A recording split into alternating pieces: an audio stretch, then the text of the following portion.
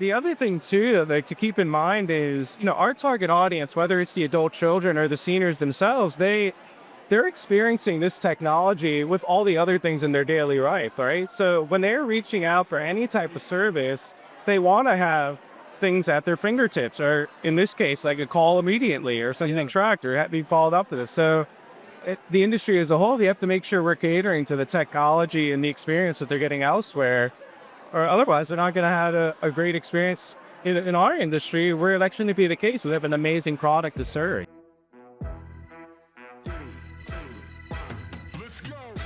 Welcome to The Move-In, a senior living marketing podcast from Unlock Health, a full-service marketing partner for the aging services industry. Join us for candid conversations exploring the latest marketing strategies with the senior living community leaders and innovative solution partners who are moving our industry forward. Together, we'll build a community to build better communities. What happens when the customer experience you think you're delivering doesn't match the experience people are actually having in the moment they call your community? Hello, I'm Larry Williams, and welcome to the Move-In Senior Living Marketing powered by Unlock Health. Today, we're diving into a topic that doesn't always get the spotlight, but absolutely deserves it: call tracking, attribution in the first moments of the customer journey. And to help us unpack it, I'm joined by Charlie Scholz, Senior Director of Marketing at True Connection Communities at the SMASH Conference. In this episode, Charlie walks us through how he and his team have built a tracking system that not only captures the data, but also automates lead creation, summarizes call transcripts using AI, speeds up follow-up, and removes friction across the entire process. Here are a few things we get into today: why call tracking is one of the most overlooked yet critical parts of the customer experience; how dynamic tracking, UTM parameters, and AI-generated summaries can transform lead handling and speed to lead; and why senior living has been slower to adopt these tools, and what it looks like when communities finally connect the dots. All right, let's get into this conversation with Charlie.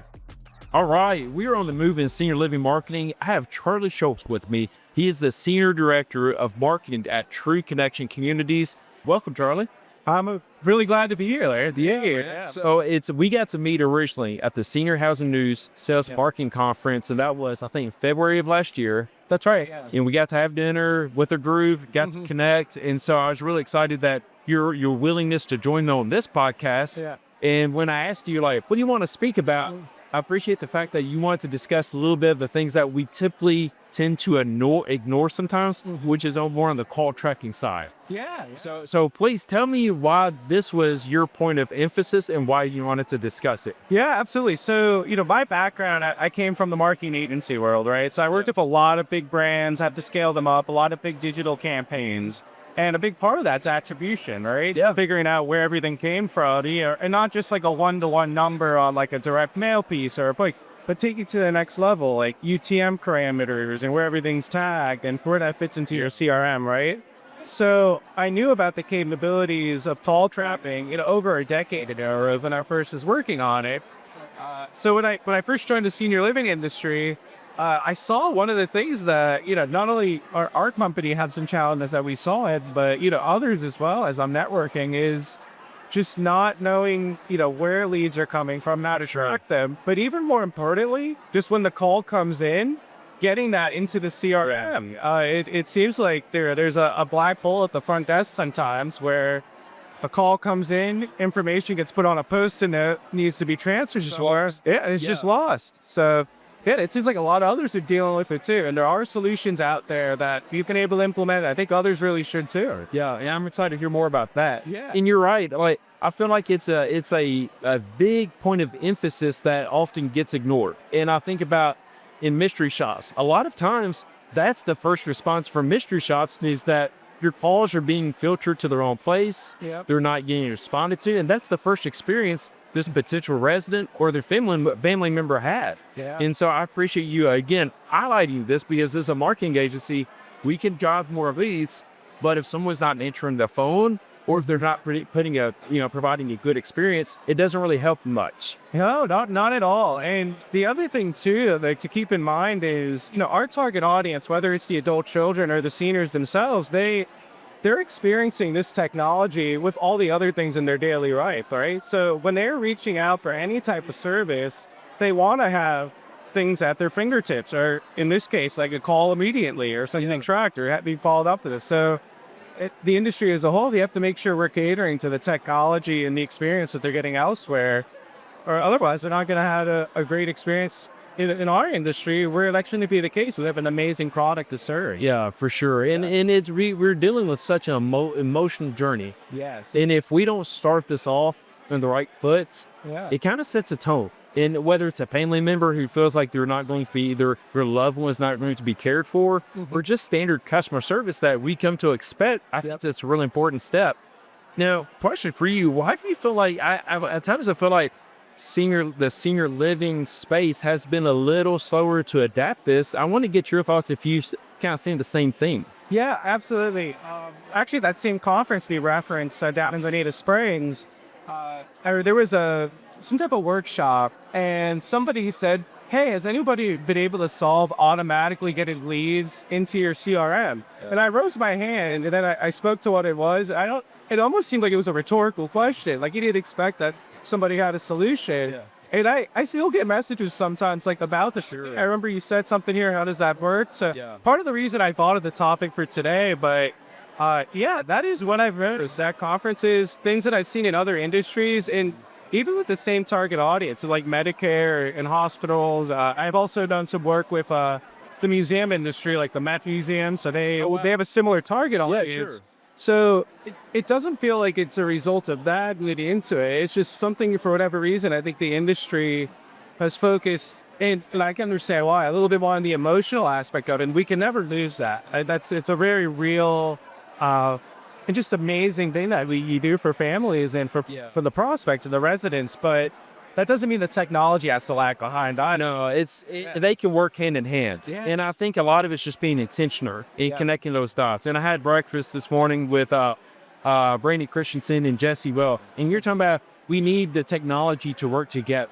We need to make sure there's that interoperability so we can understand. Now, a big part of that is understanding the cause. What's coming through, where to reinvest our efforts. And, that being said, I'd love to hear what your process was, to make sure everything's lining up, because for you to raise your hand, like you said, like I'm sure you thought was a rhetorical question. It's like, hold on, this guy actually has a response. I'd love to hear what you would have told that audience in that moment. Yeah, absolutely. I think it's important too to share these things as well, because we want the industry and the families that we serve to get good experiences and find a place that they love to live. So I hope these people are talking about this, like helping, push the industry forward. And in this case, when it comes to call tracking, there's a lot of different platforms you can use. There's call tracking, metrics, CallRail, and Boca. They all have very similar features. But in this case, we use something called dynamic call tracking, where instead of just like a one-to-one number where it might say, hey, any direct mail piece uses this number, any piece of print or a flyer has this number. We have those too, don't get me wrong. But when anybody goes onto our website from a certain tracking source, when they get there, there's a pool of numbers that automatically gets assigned to your person based on that web session. They get cookie. So this is where you get all that ETM data, marketing data, stuff like that. But at the same time, so that's all going on. That's been implemented. That helps us in the attribution area. But we built something with our data team in-house, and it's actually CRM-agnostic, which is pretty cool. So we are able to plug in with any CRM that allows us to have like API. It gives you flexibility into the future as well. Exactly. And we just went through a CRM change, so that actually was perfect for us. We built it that way. But when a new call comes in now, there's always a transcript to any of these pipelines, the softwares. And now, because there's OpenAI integration, we use. I was going to ask you about that. So OpenAI, they're right in there now. So there's a direct integration, and you can actually use AI in the call tracking software to say, hey, take that transcript, create like a summary that makes sense for a sales leader to read. So now our regional directors of sales or anybody, a sales director of the community, they can see a transcript or not a transcript, but a report rather, falls, and see a quick summary instead of just having to listen to every fall. What happened in this community? They can just read it all. So that's the first piece of AI there, and it goes into the CRM lead creation.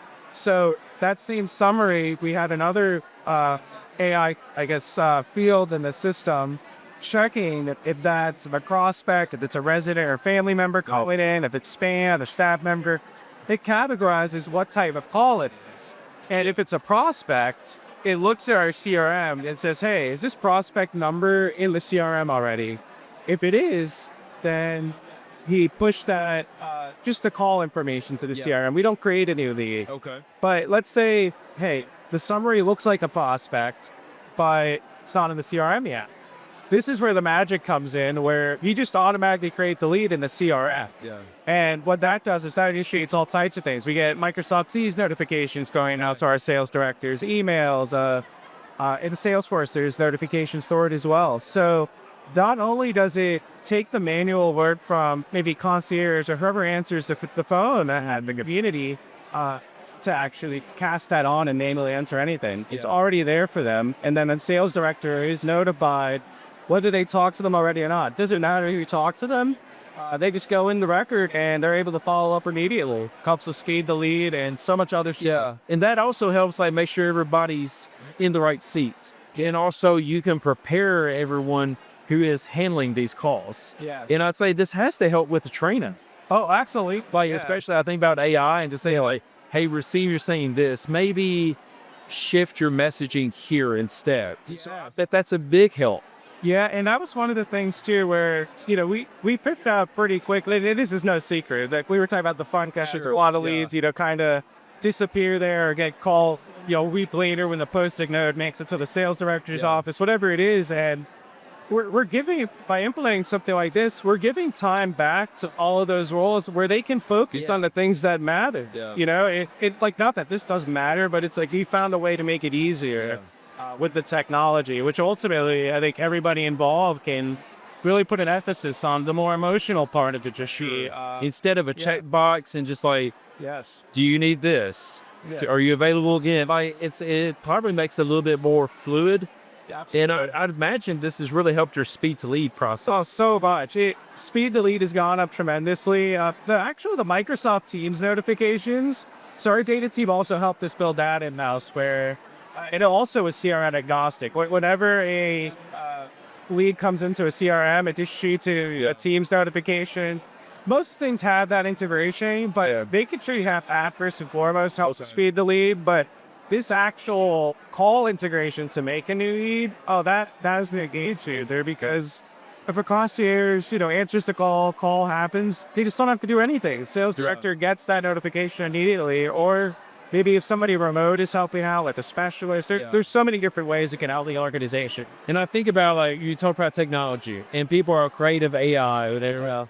I think it's leveraged, right? I would say it's like, it helps you become more human by taking away some of these tasks. If we can connect these dots, makes all the difference in the world. Yeah, you're removing friction, you're removing, pauses throughout that journey and hurdles go away. So you absolutely are improving at having a way you can think about it. That's great. Thank you for sharing with us. My last question is, what's if someone wants to really take those next steps in it's this call tracking to really improve this approach?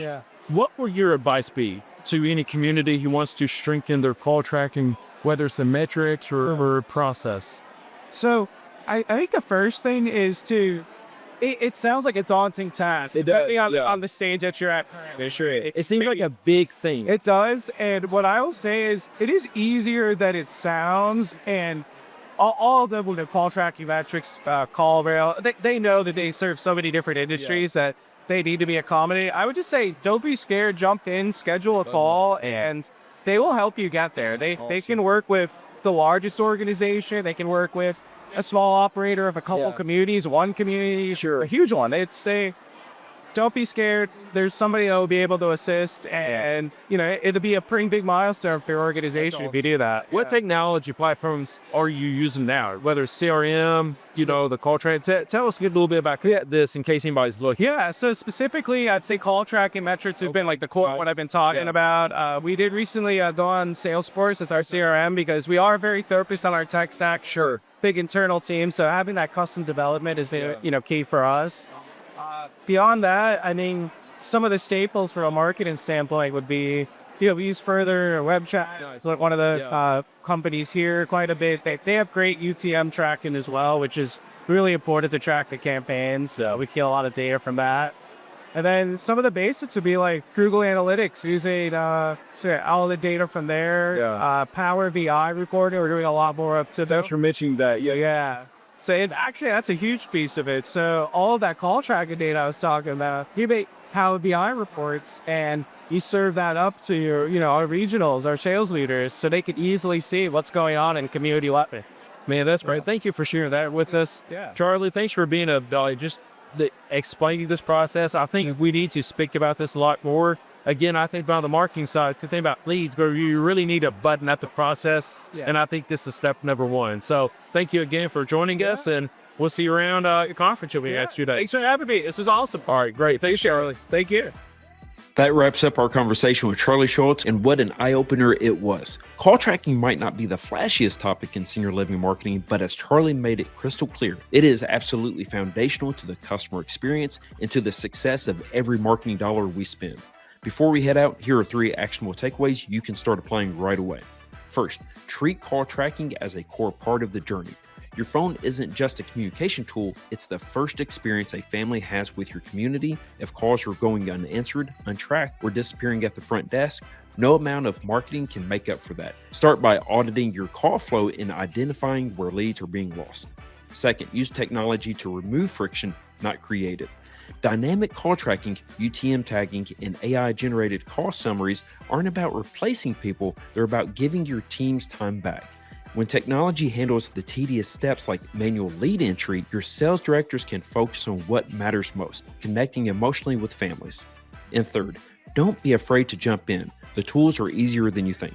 As Charlie shared, implementing call tracking feels daunting until you take that first step. Modern call tracking platforms are built to work with the organizations of any size, and most offer direct support to get you started.